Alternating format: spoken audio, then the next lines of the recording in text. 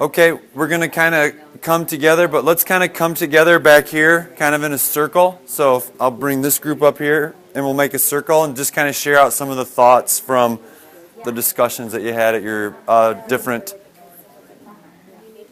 questions or prompts.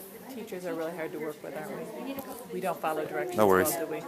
Oh, I know you've been here before. But we haven't improved any since the last time you met with us, or the time before that, or the time before that. Have we? Yes. So what we'd like to do is just kind of share out kind of some of the thinking that came out, some of the big ideas from, or what might maybe resonated with you the most just from the dialogue that you had at your different prompt. I think at our prompt, one of the things that a couple of us brought up was the fact that we had kind of assumed that kids knew some vocabulary or knew some things, and we discovered that they didn't know the things that we assumed they did. And they're actually quite excited to discover the things that we thought they knew. So it's been kind of fun. An example? One example was high school, and it was vocabulary and prefixes and suffixes and figuring out what words meant. In my case, it was the fact that I teach Title I all day. So in my case, it was the fact that kids discovered that after you got done reading, you weren't finished. You had to know something after you finished reading those pages. It was kind of an amazing discovery to my kids that I read it. What's your problem? Right. So mine was a little bit more primitive, but I'm at the first grade level, so K1, 2, 3 level. But that's huge, though. Yeah. That is setting the path to success. Right. Is Well- that after I'm done reading, there should be something here.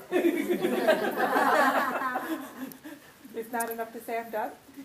Well, and you shared, was the high school example shared in the group? Yes. Yeah, and I mean, I think that's a huge thing that we're really trying to make cognizant for especially secondary staff, that just because they've had it doesn't mean they have it.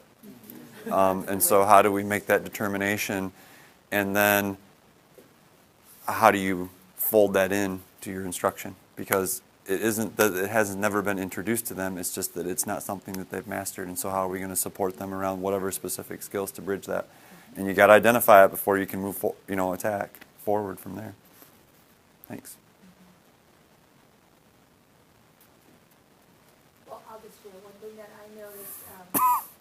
We missed last time, but in the notice and note signposts, it's interesting that they're not called signposts, but we've been using the Engage New York reading program, and every week they have at least one close read that you do with your students over one of the texts, if not two. And they have incorporated every single one of the signposts in their close reads. Every single one of them are in there. And I was like, wow, we've just been doing, and so we moved away from it for a little bit and are doing fairy tales and folk tales a little deeper than they did it, because they didn't quite go as far as I thought they needed to go to meet the core student. So we moved away, and we've been doing our fairy tales and folk tales and using those same ideas with the kids, and the kids are doing them now, with each other and in their groups, and going, okay, well, wait a minute, let's take a look at this, because if this is happening, then what do we know is going to, and they're just getting those ideas, and they come out. So just from doing it with our read-alouds and in the reading.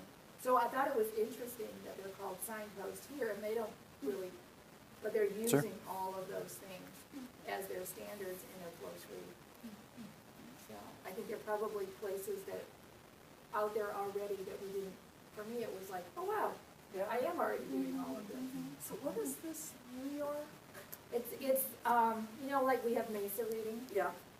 It's the New York one, only they call it Engage New York because they hired a company to do it. And it is their reading program. And two of the people that wrote it actually wrote the Reading Common Core. There are two of the people that worked on the team that did this, so.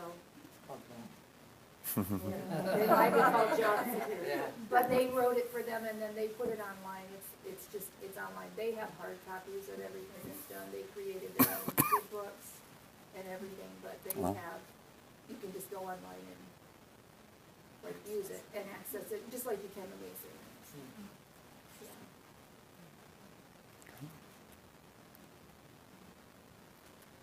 piggyback on that, it's not from this discussion, but it did make me think, this is my 16th year of teaching, and as a secondary person, I'm seeing a big shift from help the kids to know this content or this piece of literature, so that everybody needs to read Hatchet. Of course everybody needs to read Hatchet, it's a great book, but that's not the point of Hatchet. Everybody needs Romeo and Juliet, but that's not the point of Romeo and Juliet. And this is a shift that we're having as secondary teachers, that you guys knew a long time ago, is that it's about the skills stupid, you know.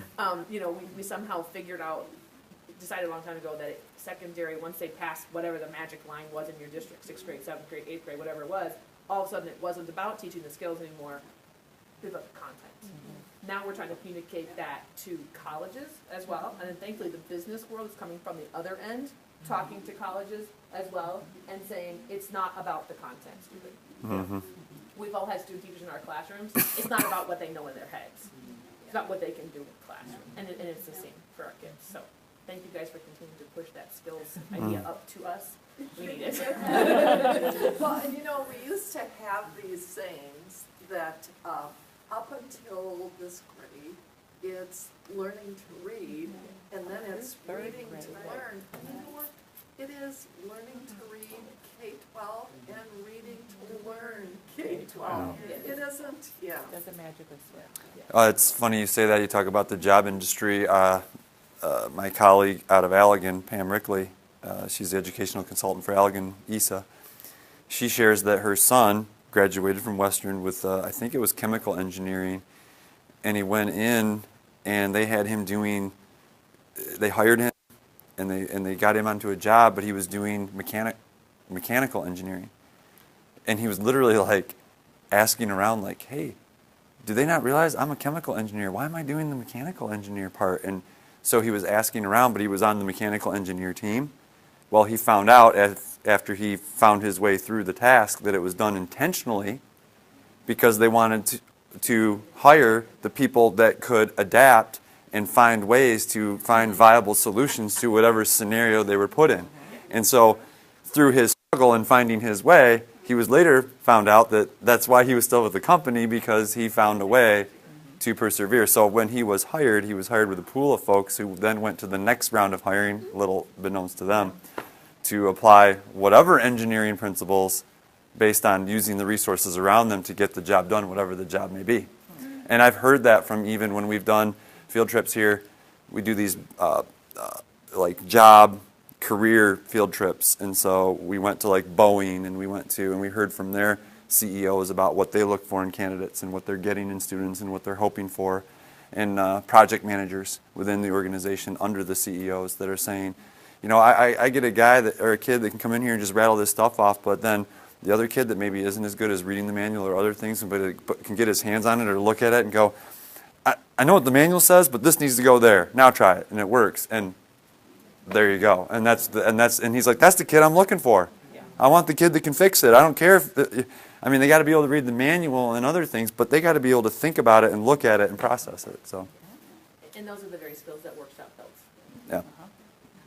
well, and even taking it to a bigger level is those skills we need to be, it's the habits of mind. It's we need to be transparent with the kids around that I think kids often think because someone is good at something, they're smart.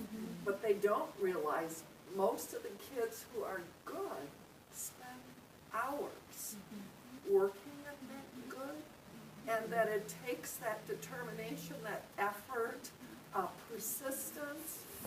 Just had a conversation with a leadership team at your school where it was identified that values, those habits of mind, those values are critical.